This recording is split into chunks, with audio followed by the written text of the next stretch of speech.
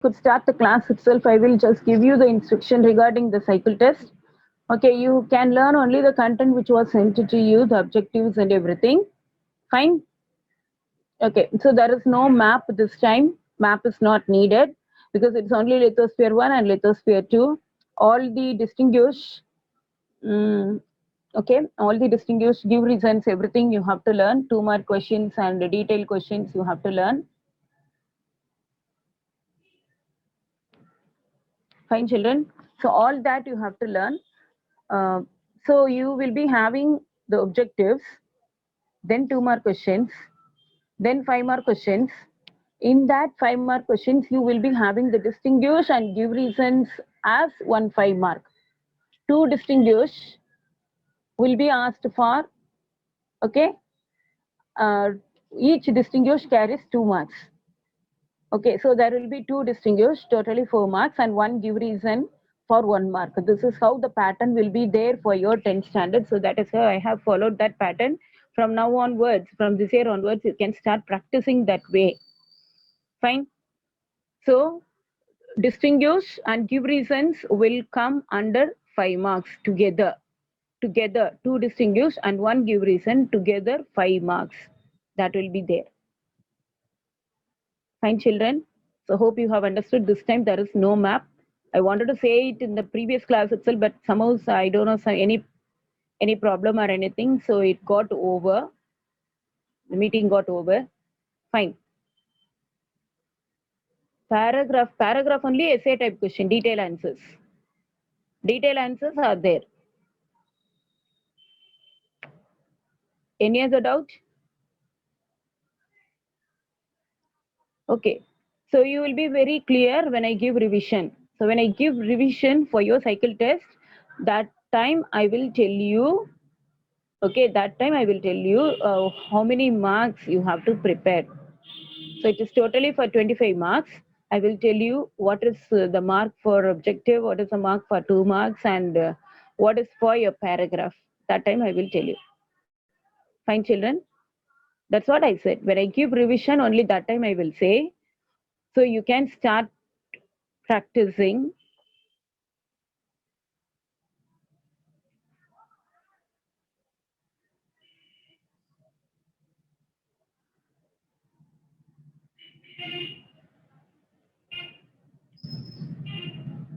There is no paragraph separately. Okay, there is no paragraph separately. This is the pattern I will tell you. Objectives, 2 mark questions, 5 mark question. Okay, objectives, 2 mark question, 5 mark question. If there is any map, that time I will tell you the maps will be included, but this time there is no map. Is there any other doubt? Yes, so I said it is a question. It is one of the question in 5 marks. Distinguish along with the give reason as a 5 mark question, which comes under the 5 mark detail answers. It is also one of the question. Now is it clear? Other 5 mark questions also will be there. Okay, whatever given as answer in detail, that will be there, and this distinguish along with the give reason also will be one of the 5 mark question. So if you want to write that, you can choose and write. If you don't want, you can choose some other question and write. Options will be there.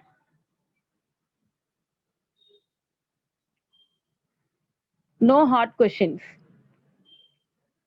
That time itself I said that hard questions is just for your understanding if you have any doubt. Lithosphere 1 and lithosphere 2, both I am telling. Any other doubt, children? First we will clarify the doubt, then we will enter into the lesson now. Blueprint I will not say now. That's what I said. Blueprint I will not say now. Only when I give revision, that time only you will be very clear. Do you have any doubt? Quick reply I need. Okay, fine. This is the first time, that is why you have confusion. Once you start writing, there will be no doubts. Fine, children. So let us continue the lesson.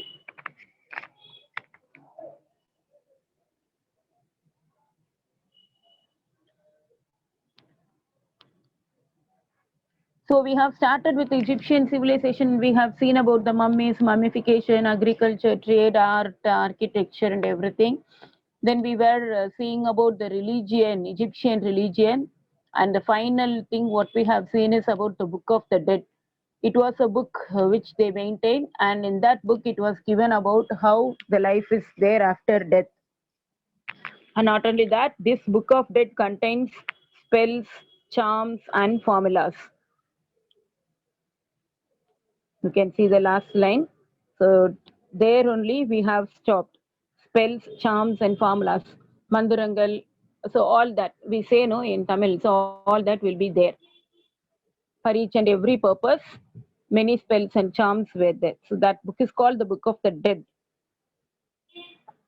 So we let us see some gods and goddesses of the ancient Egypt.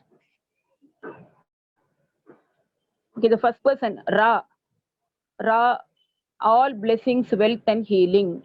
For all kinds of blessing, for wealth, and for healing. We say nowadays Saraswati, Murugan, and according to their religion, we say. According to Hindu religion, there are many gods and goddesses. According to like Islam religion and Christianity, there are gods, but the specific purpose are not mentioned. But that time they had some purposes are there. Only Hindu religion they have different gods and goddesses, and a lot of purposes are there. When we say education, immediately we say Saraswati. When we say the wealth, immediately we say Lakshmi. So same way, those days, ancient Egypt also they had different gods and goddesses for different purposes. So the first one, Ra, all blessings, wealth, and healing. Second god, Osiris, justice and rebirth. Osiris, justice and rebirth. And this is Horus for protection, health, and vigor. Okay, protection, health, and vigor. Here, Isis, love and magic. Isis, love and magic. Here, Thoth, wisdom, magic. You can see all the gods with a different animal head only. So they believed that this is the structure of the god and goddesses. Checkmate. Here, this is checkmate, banishing and exorcism. And this Anubis, underworld protection. Okay, this is Baste, fertility, protects home god. Yes? Okay, so few gods and goddesses I have shown you.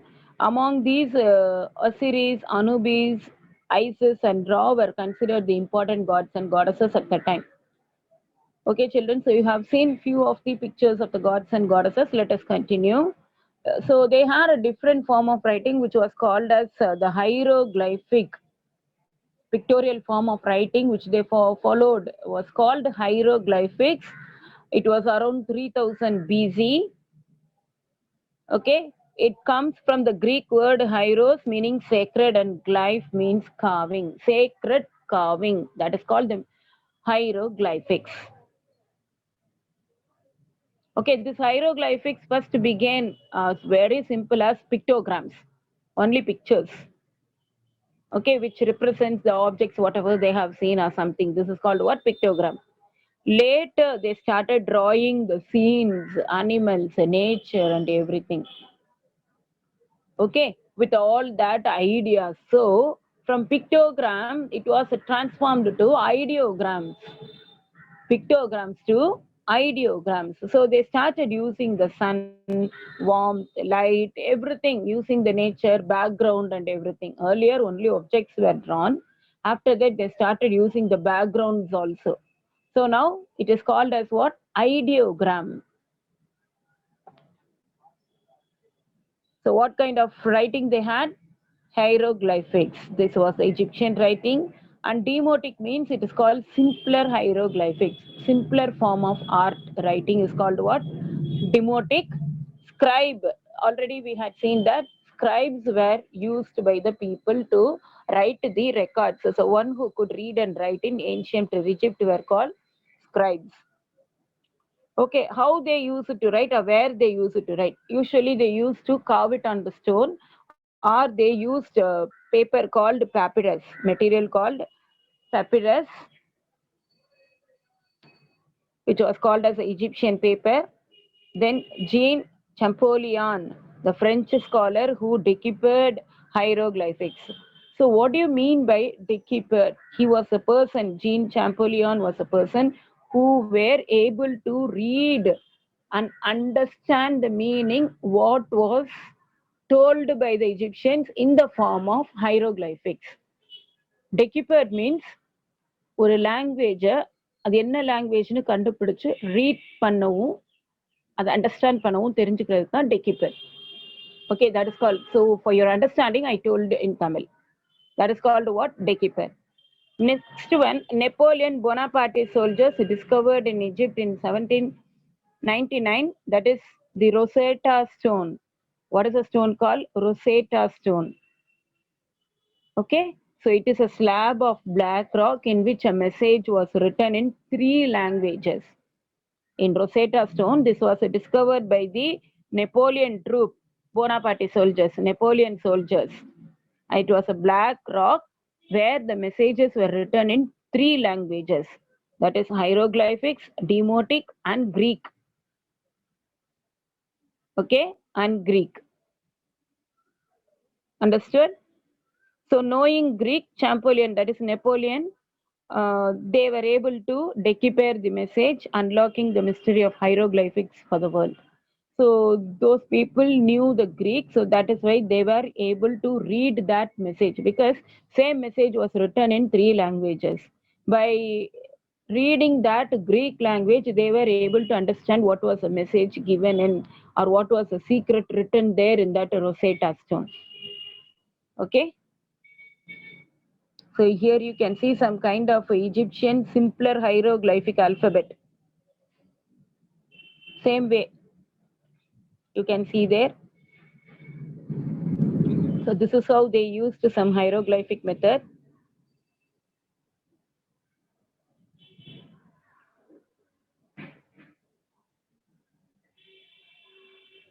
So second type of writing is hieratic. Hieratic was a type of writing where they used in religious text. Where they used in religious text. Okay, reed brush means you know that. And மரத்துல இருந்து எடுத்த குச்சிய brush மாதிரி ஆக்கி செய்யறது. So reed brush with ink on papyrus. It was very less formal. All these informations are not given in your book. For your understanding, I'm just giving it to you. It was less formal. It was not like formalities were not followed there, but it was more practical and efficient. Whatever the messages were given there was more practical and it was efficient. That time itself, they started using a kind of writing called cursive writing. Okay, the Greeks named it as hieratic because hierotikos means priestly, where the priest will be in the temple or they related to God. So in order to tell about the religious books, this hieratic kind of writing was used there in all the religious text. So this is a Rosetta Stone, black slab like structure. You can see the one language, below that another language. Will you be able to read? No. Okay, because we don't know those languages. So you can see there. Let us see the characteristics of the Egyptian civilization. First, let us see the Nile. So it is mother river of Egypt. River Nile is called the mother river of Egypt, and they had the pyramids, okay, mummies. So these are all the important characteristics. All that we have seen.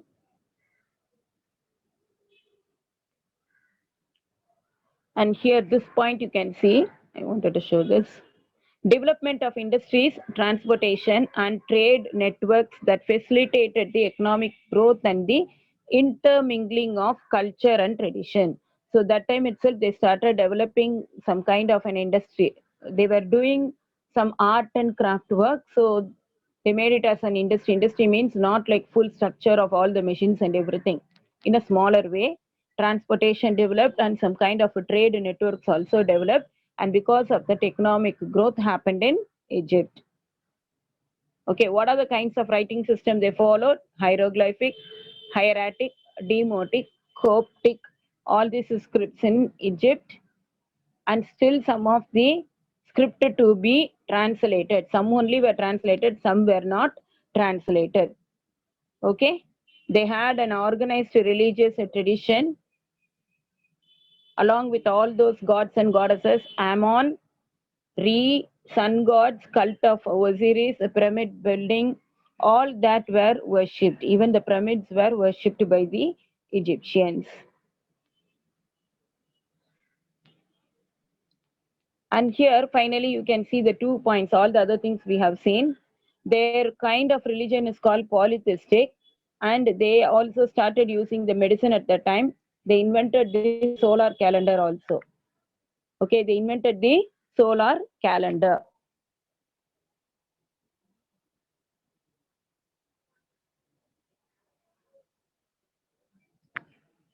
So better kind of a medicine they used. So this is called the solar calendar, you can see.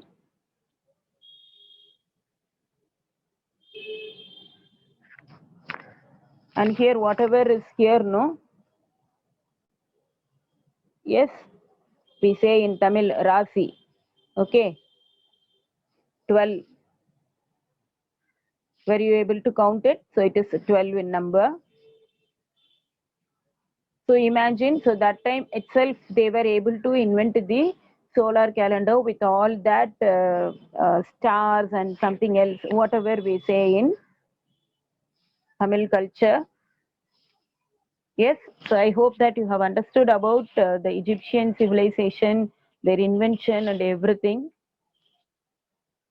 And many science and innovations were made at that time. Okay, people were well developed after that because they were able to invent many things after that. So this invention of papyrus, invention of solar calendar, science and technology, all these played a very important role in Egyptian civilization. So let us get into the Mesopotamian civilization, which is called the cradle of civilization. Cradle means totil. Okay, totil means the place where the civilization starts growing. Okay, so that is why it is called the cradle of civilization. Mesopotamia, so it is the earliest civilization, and the place where this Mesopotamian civilization arose, this is called what? Fertile Crescent. Okay, so in that place, the people had the permanent settlements. Mesopotamia is a Greek word which means the land between the rivers. What are the rivers on either side? Tigris River and Euphrates River. Present day, nowadays, we call that place as Iraq. Earlier, it was called as Mesopotamia. On both sides of Iraq, we had Tigris River and Euphrates River. Okay, so this Mesopotamia, Iraq will be like this. So on both the sides, we have the two rivers. So how many years this Mesopotamian civilization, whether it is lasted for 3,000 years, means 3,000 years the Mesopotamians had these kind of civilization. From there, some kind of civilization changed and they became the modern people. Okay, so it's their Mesopotamian people were the first to irrigate the fields. They learned how to water their fields. That is called what? Irrigation. And they were the people used the system of writing. Okay, not only that, they developed the mathematics, they invented the wheel, and they learned how to work with metal. These Mesopotamian people were the people who first irrigated their lands. They learned how to irrigate the land, and they only devised the writing system. They developed the mathematics, they invented the wheel, and they learned how to work with metals and what are the objects we can make with metals. Okay, so that's what here it is. Geography means like where it is located, that's what is given here. We have seen that already. It is between the Tigris and Euphrates river. Okay, hot dry climate prevailed over there, and they had the mixed season. So because of the mixed season, what happened? The rivers will be flooded often. The rivers will be flooded often. And this is Sumerians. We are going to learn about the Sumerians. In that Mesopotamian civilization, the important people were the Sumerians. Then we will learn about Akkadians, Babylonians, Assyrians. Okay. So Sumerians, Akkadians, Babylonians, and Assyrians. Where we are learning in Mesopotamian civilization. So let us learn about the Sumerians. This is the oldest civilization in Mesopotamia which belonged to the Sumerians. Okay, it is the oldest civilization, Sumerians. You can see this picture, building picture.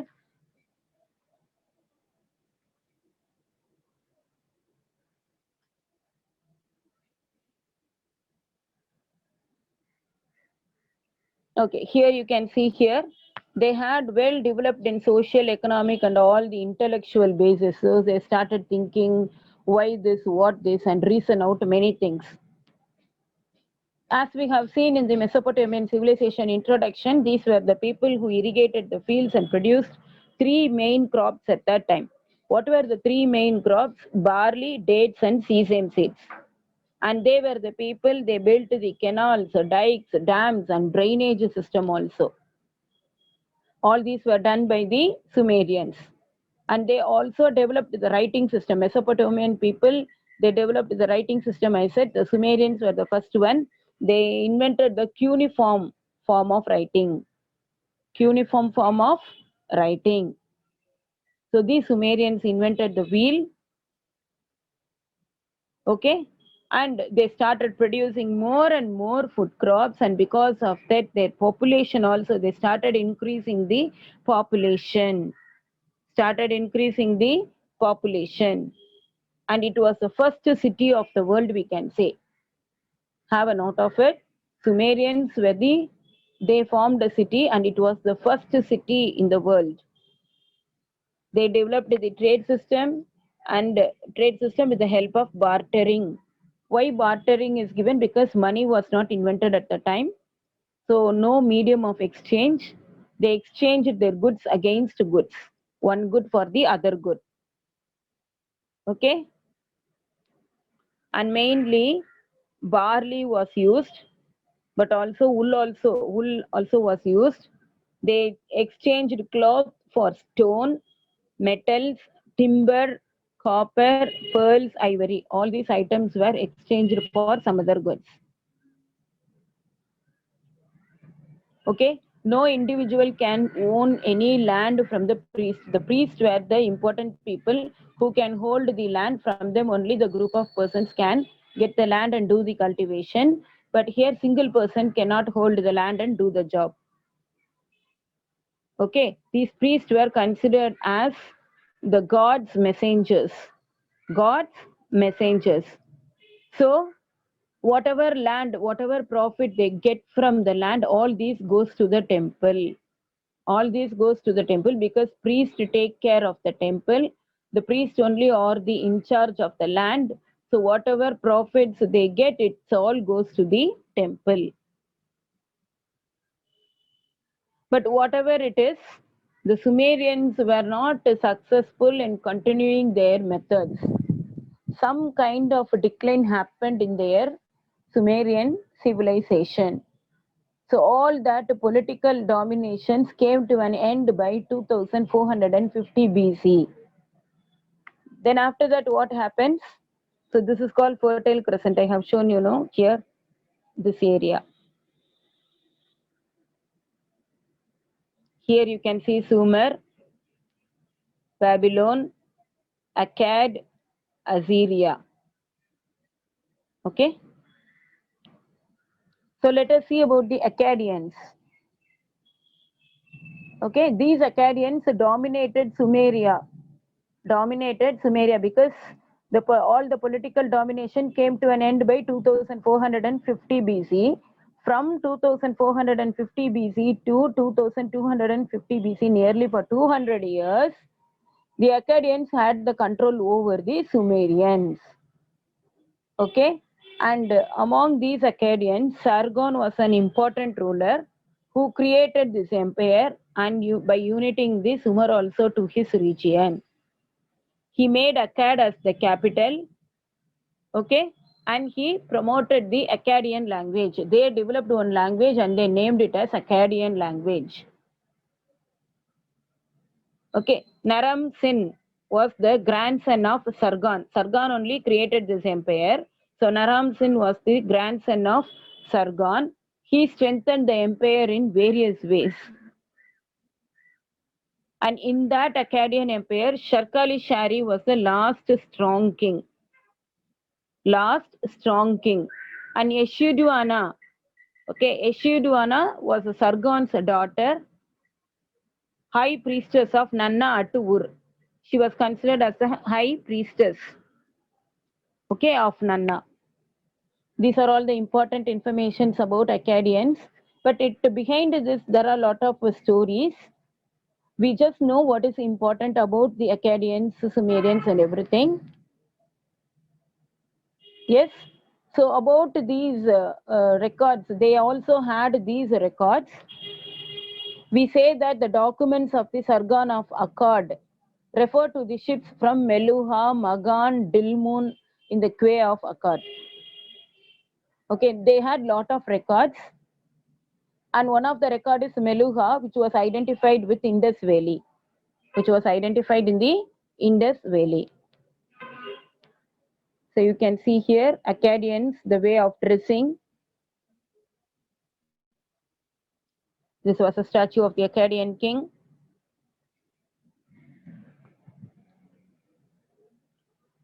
So that's what Akkadians had their own culture. They were the people who created the 3D sculptures. 3D sculptures means know that all the three sides, it looks like the real. That is called 3D sculptures called steles. What is this called? Steles. So the most famous stele is the Victory stele. You can see here in this picture, like they have their weapons and looking at the sun god, like showing some respect. All these are shown there, which shows that their victory. And it was created to celebrate a victory by Sargon's grandson, King Naram Sin. Mainly, this was erected because to remember about Sargon's grandson's victory. Okay, so they were the first people who created the 3D sculptures. 3D sculptures. So let us see some astronomy, what they have done. They were the people who named the constellations. They discovered the zodiac signs, and they divided the zodiac signs into different houses. Planetary periods were also discovered. They worked out the lunar theory. Lunar, yes, all whatever we say now, Panjangam, all the Rasi Palan, this one, that one, all these were worked out at that time. And several theories for each planet, and they were the people who were able to predict the lunar eclipses. Lunar eclipses. So from this we can understand that they were the great astronauts. Yes, astronomy also they were. So whatever we have seen, it is all about the Akkadians. So let us see about the Babylonian civilization. Okay, Babylonian civilization.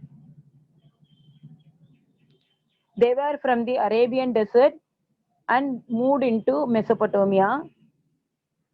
They were known as Babylonians because they were able to establish a kingdom, and they made Babylon as its capital.